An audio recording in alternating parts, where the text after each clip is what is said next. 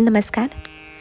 प्राध्यापक डॉक्टर सुरेश मेणे लिखित मनाचे श्लोक अध्यात्माची पाऊलवाट या पुस्तकाचे क्रमशः वाचन. आजचा भाग.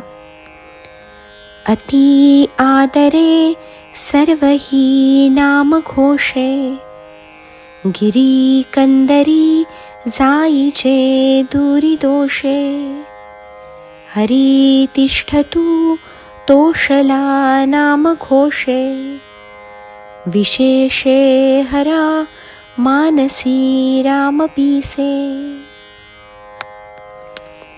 या ठिकाणी समर्थांनी नामाचा घोष करण्यास सांगितले आहे, म्हणजेच नाम मोठ्याने घ्यावे असे सुचवले आहे.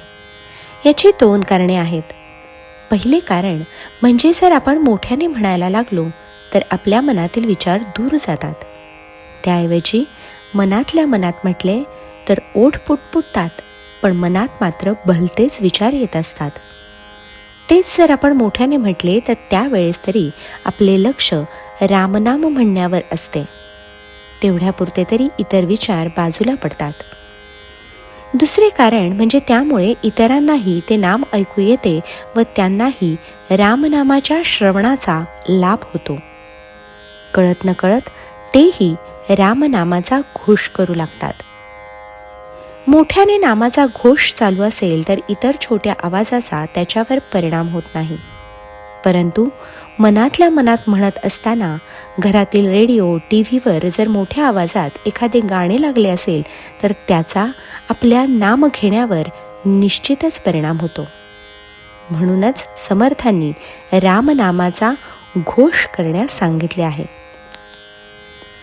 त्याबरोबरच आपल्याला समर्थ असा दिलासा देत आहेत की गद्य घोषात म्हटल्यामुळे तुमचे दोष जे तुमच्या आसपास असतात ते दूर डोंगरात पळून जातील. याचाच अर्थ असा की रामनाम घेत असताना दोष आजूबाजूला देखील फिरकणार नाहीत. कारण रामनामाचा महिमाच असा आहे की दोषांचा ते समूळ नायनाट करते. पुढे समर्थ म्हणतात की हरी तिष्ठतु तोषला नाम घोषे, म्हणजेच देव भावनांचा भुकेला आहे. तुमच्या नामस्मरणामुळे म्हणजेच तुम्ही केलेल्या त्याच्या धावेमुळे तो संतोष पावतो, समाधानी होतो व निश्चितपणे तुमच्या मदतीला येतो. किंबहुना तो तुमचा श्रद्धापूर्वक नामस्मरणाचीच वाट पाहत असतो. तिष्ठतु व त्यामुळेच तो तोषतो म्हणजे संतुष्ट होतो. यासाठीच आपल्याला रामनामाचा ध्यास लागला पाहिजे, त्याचे वेड लागले पाहिजे असा समर्थांचा आग्रह आहे. व त्यासाठीच त्यांनी पुन्हा एकदा भगवान शंकरांचेच उदाहरण दिले आहे. देवाधिदेव महादेवांच्या अंतःकरणात सुद्धा रामपिसे म्हणजे रामनामाचे वेड होते व त्यामुळेच त्यांचा दाह थांबला हे समर्थांनी मागील श्लोकात आपल्याला सांगितले आहे.